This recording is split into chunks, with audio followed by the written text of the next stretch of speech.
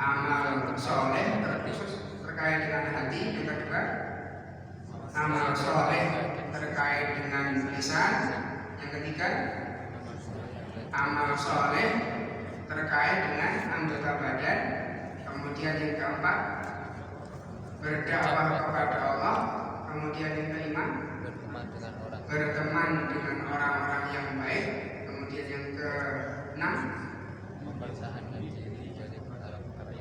membentengi diri dari pembatal-pembatal keimanan. Ini yang insya Allah akan kita pelajari pada kesempatan pagi ini. Syekh Abdul Razak mengatakan,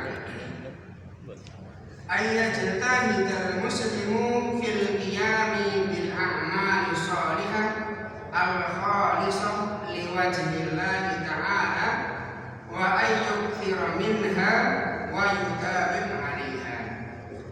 Seorang muslim hendaknya ia senantiasa menunaikan amal soleh, kemudian ia ikhlaskan amal tersebut, memperbanyak, kemudian membiasakan diri melaksanakan amal soleh. Fa inna kulla amalin, karena setiap amalan yaqumu bihil muslim, yang ditunaikan oleh seorang muslim, mimma syara'ahullah, yang disyariatkan Allah, wa yukhlisu niyyatahu fihi, dan mengikhlaskan amal tersebut semata-mata kepada Allah Subhanahu wa taala, yazidu fi imanihi. Amal soleh ini akan berpengaruh pada bertambahnya keimanan seorang muslim. Li'anna iman, karena iman yazidu bi ziyadati ta'at wa kathratil ibadah. Karena iman itu akan bertambah dengan bertambahnya ketaatan dan banyaknya ibadah yang dikerjakan.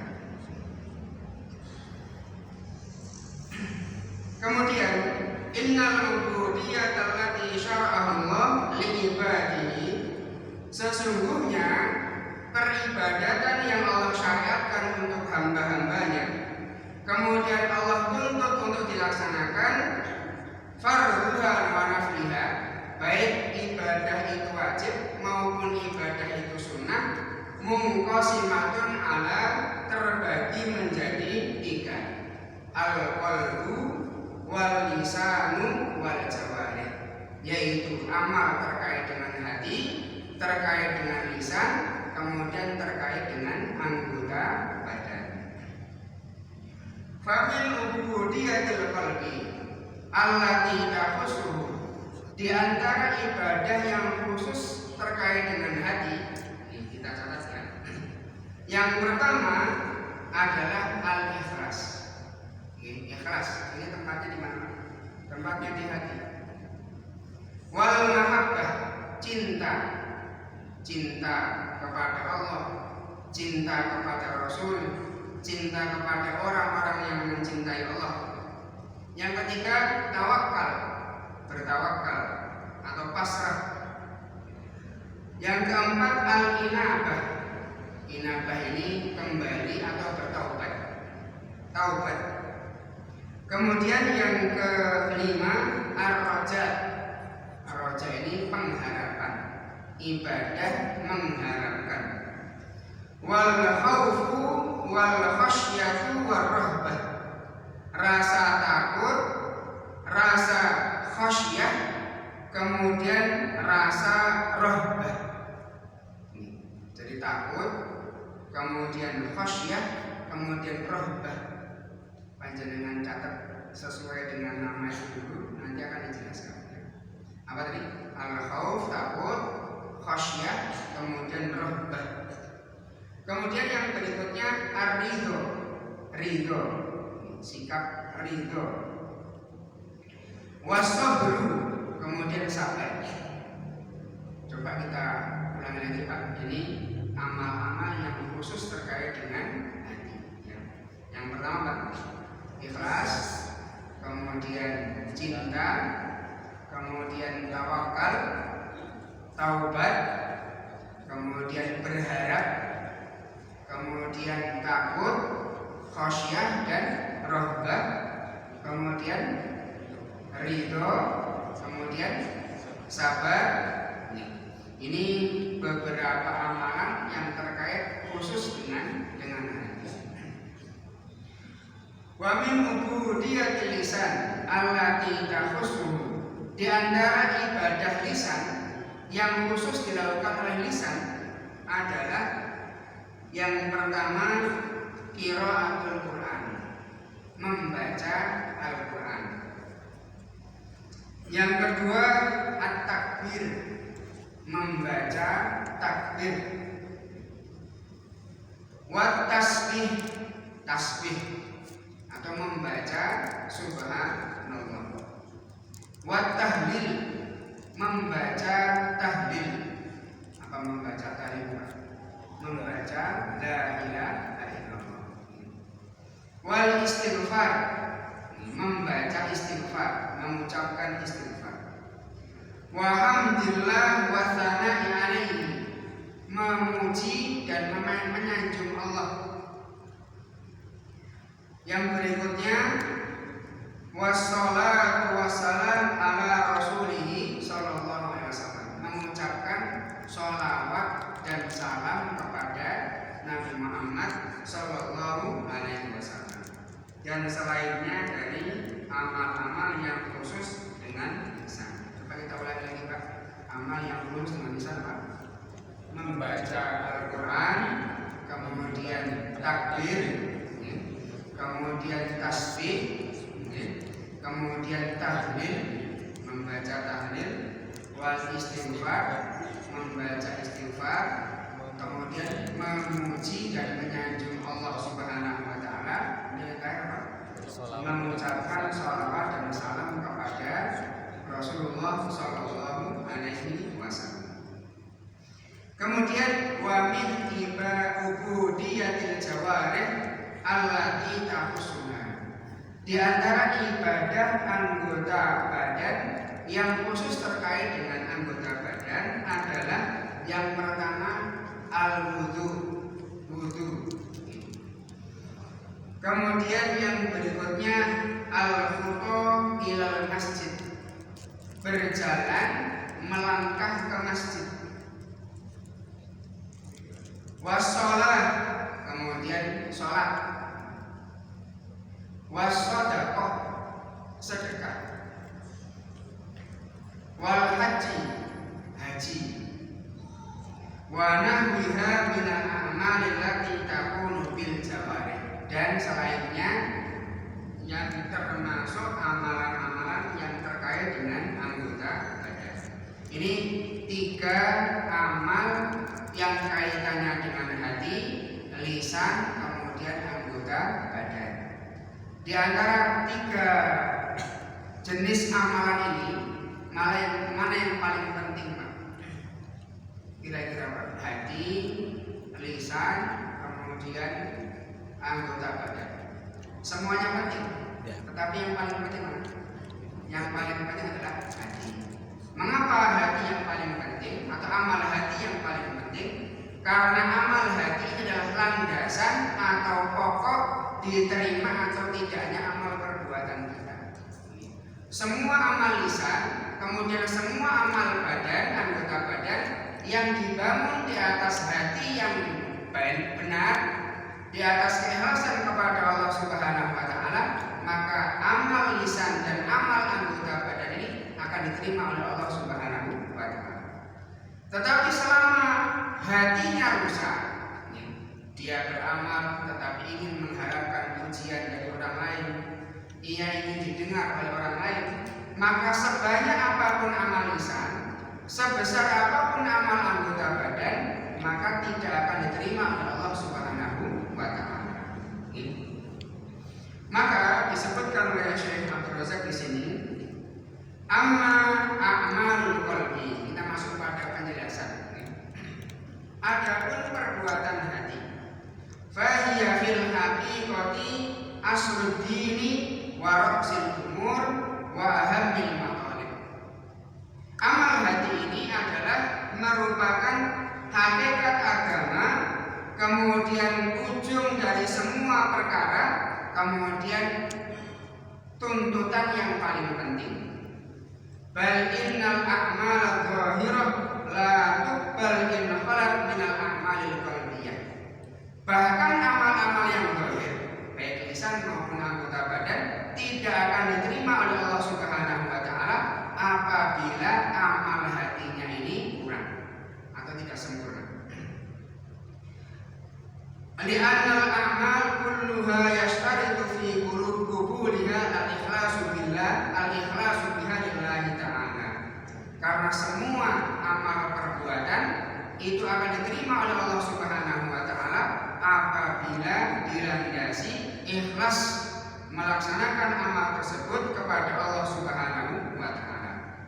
Kemudian ikhlas ini amal hati, badan atau lisan? Amal hati.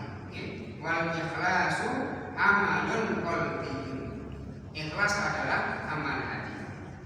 Walidha kanatil amalul qalbiyyatu wajibatun ala kulli ahadin.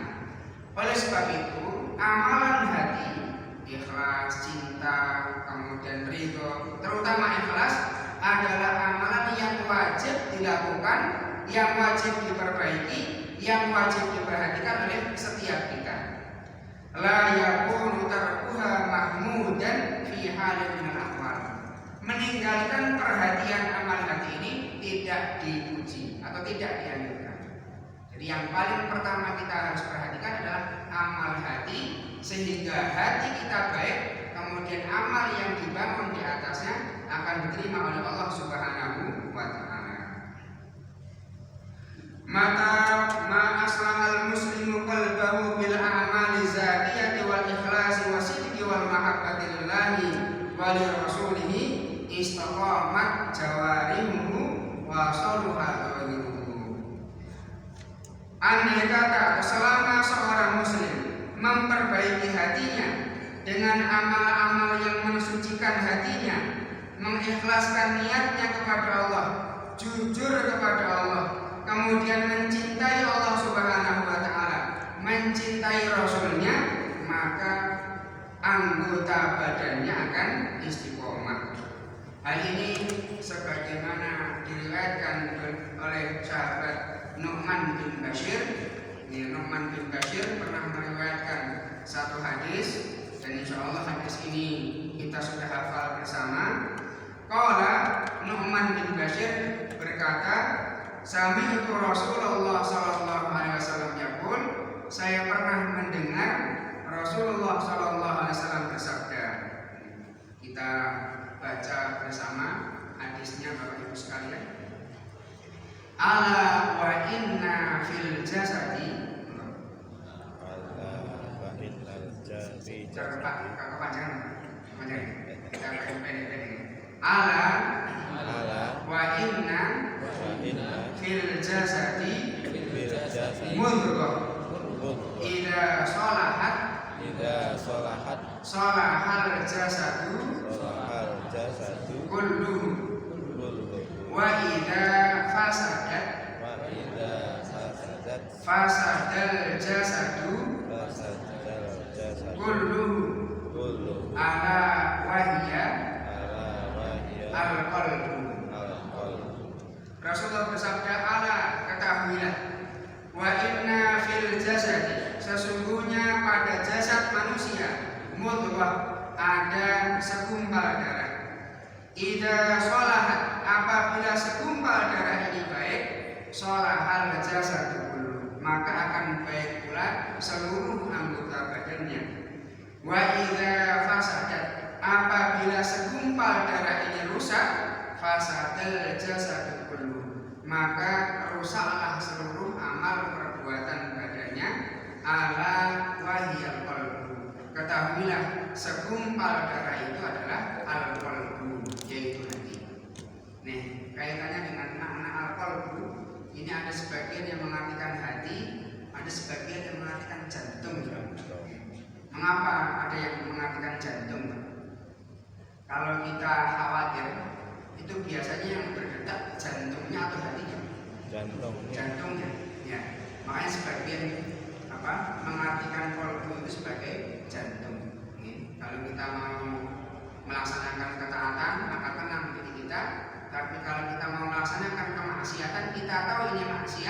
kita tahu ini kurang baik, maka ada detak jantung apa detak hati? Detak jantung. Maka sebagian mengatakan apa? Kolbun itu sebagai hati. Hati jantung. Monggo panjenengan mengartikan jantung apa hati? Ini untuk memudahkan mengartikan, kita artikan hati dulu.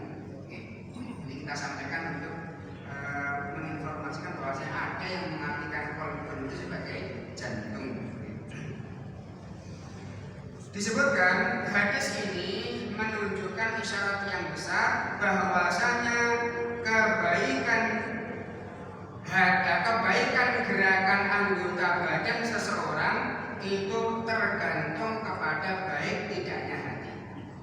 Mengapa? Hati sebagai raja, kemudian seluruh anggota badannya sebagai pasukan.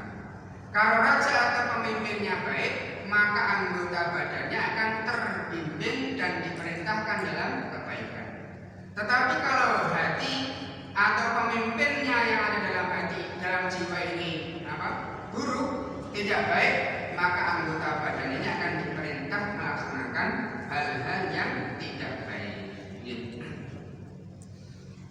Rasulullah Shallallahu Alaihi Wasallam pernah bersabda, diriwayatkan oleh Abu Dawud, kemudian At-Tabrani. Rasulullah bersabda, man ahabba lillah, barang siapa yang mencintai karena Allah, wa abghadha lillah, kemudian membenci karena Allah, wa a'ta lillah, ia memberi karena Allah, wa mana'a lillah, kemudian menghalangi, tidak melaksanakan sesuatu karena Allah, faqad istakmalal iman, maka sesungguhnya ia telah menyempurnakan keimanan.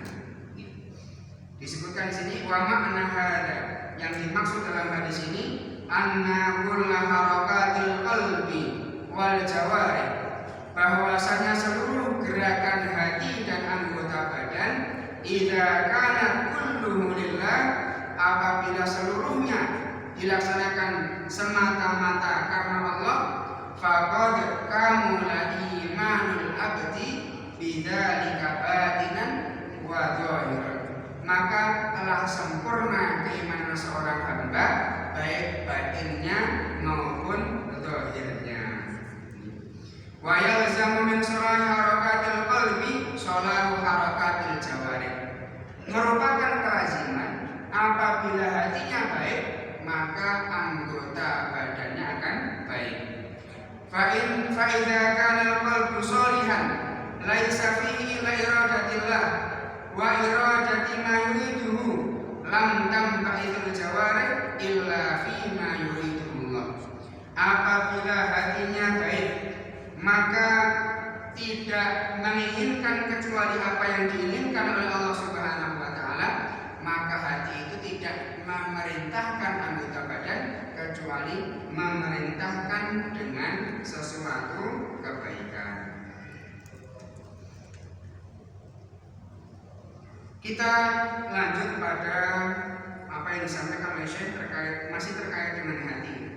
Maka selama hati itu baik dengan iman, kejujuran, kemudian keikhlasan, kecintaan, walam yabqa fiha iradatun lighairillah, dan tidak menginginkan sesuatu selain Allah Subhanahu wa taala, saluhat jami'ul jawarih, maka anggota badan akan baik pula. Walam tataharrak, dan tidaklah anggota badan itu bergerak kecuali untuk Allah Subhanahu wa taala dan bergerak dalam rangka mencari ridha Allah Subhanahu wa taala. Maka yang perlu kita perbaiki pertama kali apa? Yaitu hati kita. Maka disebutkan dalam beberapa riwayat dari para ulama, untuk memperbaiki hati ini sesuatu yang paling berat. Jadi ada seorang yang mengatakan jihadul qital, jihad dalam bentuk berperang itu lebih ringan daripada jihadun nafsi, berjihad kepada jiwa sendiri. Mengapa? Karena jihadul qital ini kita menghadapi orang yang kita musuhi, dan kita berkeinginan untuk apa? menang terhadap orang yang kita perangi. Karena orang tersebut kita benci, kita ingin agar musuh kita segera kalah, maka ini mudah. Adapun hati, bermujahadah dengan jiwa kita berjihad untuk melawan keinginan-keinginan jiwa yang kadang keinginan-keinginan tersebut kita sukai. Makanya disebutkan dalam satu riwayat ada seorang ulama yang mengatakan untuk membaca satu hadis saja. Yang ini seorang ulama kemudian memiliki murid atau thalabul ilmi di kajiannya yang banyak siswanya atau banyak penuntut ilmunya. Beliau mengatakan untuk membaca dan menjelaskan satu hadis saya perlu mentajdi dunia beberapa kali. Jadi dalam menyampaikan seperti ini, kajian seperti ini, kita harus juga memperbaiki terus niatan-niatan kita, keikhlasan kita. Mengapa? Kadang-kadang mungkin kita timbul riya, kemudian sum'ah dan ujub, sehingga kita harus segera istighfar, kemudian kita perbaiki niat kita kepada Allah Subhanahu wa Ta'ala. Maka jangan sampai kita mengatakan, saya ini sudah ikhlas, saya membantu Anda sudah ikhlas. Seorang ulama mengatakan, barang siapa yang menyatakan dirinya sudah ikhlas, maka keikhlasannya ini perlu perbaikan lagi untuk ikhlas. Jadi ini krosono aku paling apik, saya paling ikhlas, maka sesungguhnya ia perlu untuk memperbaiki keikhlasannya. Karena ikhlas adalah rahasia seorang hamba dengan Allah Subhanahu wa Ta'ala, dan ini berat. Maka senantiasa dalam kajian, kemudian di muqaddimah kajian itu disampaikan, marilah kita kembali mengikhlaskan niat kita semata-mata kepada Allah Subhanahu wa Ta'ala. Mengapa? Karena ikhlas ini atau amal hati ini berat untuk dilaksanakan. Jemaah sekalian, ringkasan dari terkait amal hati dengan iman apa disebutkan oleh Syekh Abdul Razak, anna a'dhama ba'ithun lil imani wa anfa'a muqawiyatihi wa ahammu asbabi ziyadatihi wa nama'ihi huwa islahul qalbi bil iman. Bahwasanya pendorong untuk keimanan, kemudian sesuatu yang menguatkan keimanan, kemudian sesuatu yang paling penting menjadi sebab bertambah dan berkembangnya keimanan adalah islahul qalbi, memperbaiki hati untuk beriman, memperbaiki hati bil hubbillahi wa rasulihi, dengan senantiasa memperbaiki cintanya kepada Allah, cintanya kepada Rasulnya, walima yuhibbullah wa rasulihi, dan memperbaiki apa-apa yang dicintai oleh Allah Subhanahu wa Ta'ala dan Rasulnya. Selanjutnya wa tadhiruhu mimma yukhalifu hadza wa yunaqiduhu, kemudian mensucikan hati dari apa-apa yang mengotorinya dan apa-apa yang merusak keikhlasannya.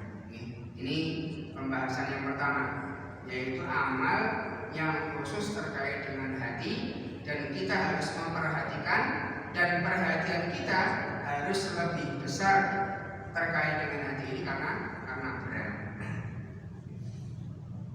Jemaah sekalian, kita masuk pada yang kedua, a'malu al-lisan, amal-amal yang khusus terkait dengan lisan. Disebutkan di sini seperti zikir kepada Allah, memuji dan menyanjung Allah, membaca kitabnya, mengucapkan salawat dan salam kepada Rasulnya, kemudian memerintahkan kepada kebaikan, mencegah dari perbuatan mungkar, wa tasbih, mengucapkan apa? Subhanallah, wal istighfar, sering meminta ampun kepada Allah, wa doa, kemudian berdoa kepada Allah, wa ghairu dzalika minal a'mal allati takunu bil lisan, yaitu selain yang disebutkan yang terkait dengan lisan. Fala syakka, tidak diragukan lagi, annal qiyama biha, bahwasanya sering mengucapkan tasbih, sering beristighfar, sering berdoa, wal mudawamata 'alaiha, kita membiasakan diri kita dengan amal-amal lisan tersebut, wal iktsaru minha, memperbanyaknya, min a'dhami asbabi ziyadatil iman, termasuk sebab di antara sebab-sebab yang bisa menguatkan keimanan. Jadi perbanyaklah zikir, perbanyaklah tasbih, kemudian perbanyaklah tahlil kepada Allah Subhanahu wa taala. Jadi tahlil itu pun disyariatkan. Tahlil mengucapkan apa? La ilaha illallah. La ilaha illallah, memperbanyak mengucapkan apa? La ilaha illallah, la ilaha illallah. Berkata Imam Asy'ari rahimahullah taala, di antara sebab dan pendorong untuk meningkatkan keimanan adalah memperbanyak zikir di setiap waktu. Memperbanyak zikir di setiap waktu. Wa min du'a alladhi huwa mukhul ibadah, memperbanyak doa yang merupakan inti dari ibadah. Fa inna dzikra lillah, karena sesungguhnya berzikir kepada Allah Subhanahu wa taala yadrisu syajaratul iman fil qalbi. Karena zikir ini sama saja dengan apa? Menanam pohon keimanan dalam hati. Jadi saat kita berzikir kepada Allah, memperbanyak zikir kepada Allah, maka sebenarnya kita memperbanyak tanaman keimanan dalam hati. Wa yuqaddiha wa yunamiha, memupuk dan mengembangkan iman. Wa kullama izdadal abdu dzikranillahi qawiya iman. Setiap kali bertambah banyak zikir kita kepada Allah Subhanahu wa taala, maka bertambah pula keimanan kita. Kama anal iman yajamu ila kasratil dzikr, sebagaimana iman menuntut kita untuk berbanyak zikir. Faman ahabballah, barang siapa yang mencintai Allah, maka dia akan memperbanyak mengingat Allah Subhanahu wa taala. Wa mahabbatullah yal iman, mencintai Allah adalah bentuk keimanan. Bal huwa ruhul iman, bahkan mencintai Allah adalah ruh keimanan itu sendiri. Jemaah sekalian, disebutkan oleh Allah Subhanahu wa taala dalam surat Al-Jumu'ah ayat 10. Di surat Al-Jumu'ah ayat 10, wadhkurullaha katsiran la'allakum tuflihun. Wadhkurullaha, dan berzikirlah kalian kepada Allah, katsiran, dengan banyak. Berzikirlah kalian atau ingatlah Allah, perbanyaklah ingat kepada Allah, la'allakum tuflihun, semoga kalian menjadi hamba yang beruntung. Kemudian Allah Subhanahu wa taala berfirman dalam surat Al-Ahzab ayat 35. Kita baca ayatnya Bapak Ibu sekalian. Wadzakirinallaha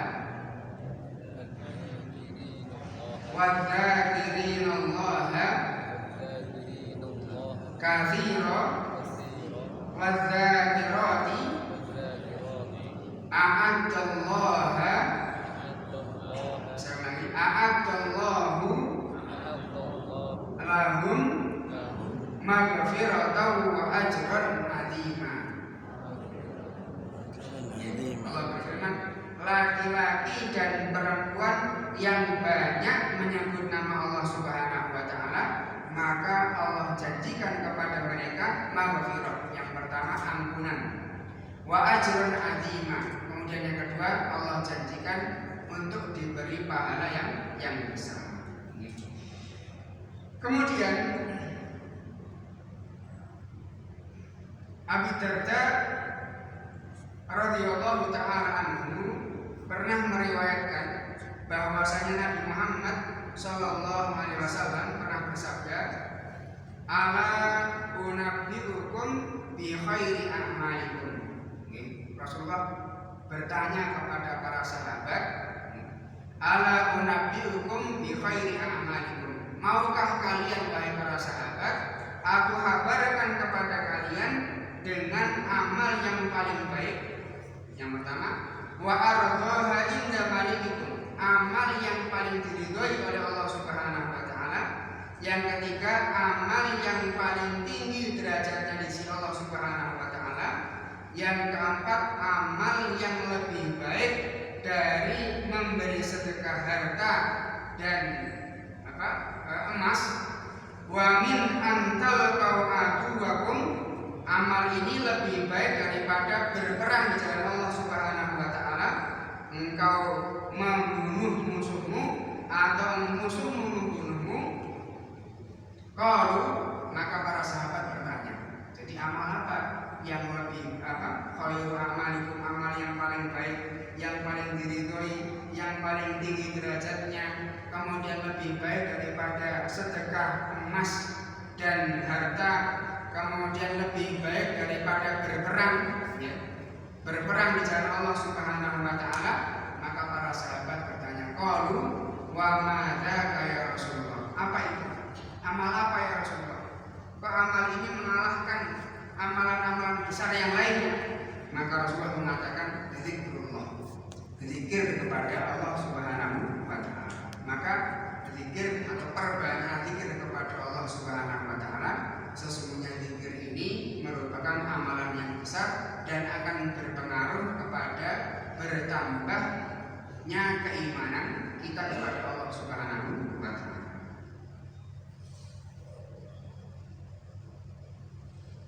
Kemudian dalam Sahihain sebelumnya dari Abdullah bin Bishr radhiyallahu taala anhu, dari seorang sahabat yang bernama Abdullah bin Bishr, mengatakan ada seorang laki-laki yang datang menemui Rasulullah SAW.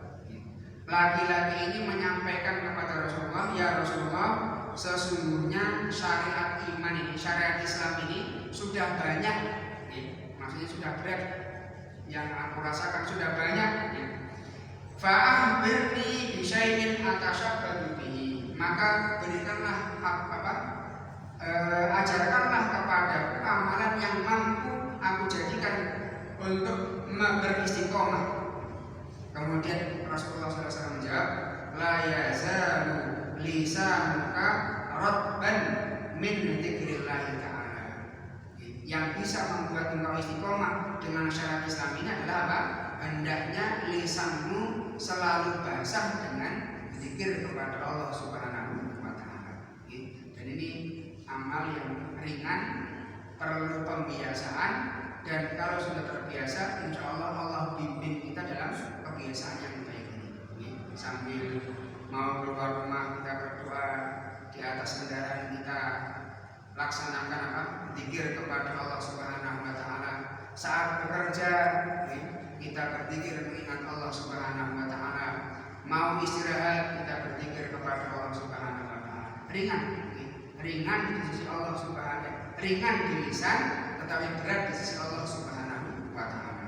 Ini sebagaimana Rasulullah pernah bersabda, kalimatani khafifatani indal lisani thaqilani fil mizan, subhanallah wa bihamdi subhanallahil azim.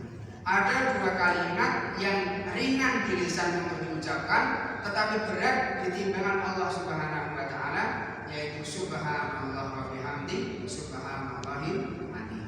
Ini tinggal bagaimana kita membiasakan diri untuk berzikir kepada Allah Subhanahu wa taala. Kemudian dalam Sahihain dari Abu Hurairah, Rasulullah SAW pernah bersabda, yaqulullah tabaraka wa ta'ala. Saya ulangi, dari Abu Hurairah beliau berkata, Rasulullah SAW bersabda, yaqulullah tabaraka wa ta'ala, Allah berfirman. Ini berarti hadis apa? Jadi hadis ini dari Rasulullah, tapi Allah berfirman. Ini berarti hadis apa? Hadis qudsi, ya, hadis qudsi. Rasulullah bersabda, kemudian Allah berfirman. Allah berfirman, ana inda dzanni abdi bi. Aku ini, kata Allah Subhanahu wa taala, tergantung bagaimana anggapan hambaku kepadaku. Wa ana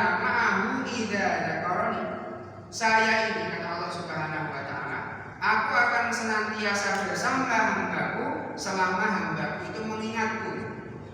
Fa in dzakarani fi nafsihi, apabila seorang hamba mengingat Allah di dalam hatinya, dzakartuhu fi nafsi, kata Allah, aku akan ingat hamba tersebut di dalam dirinya.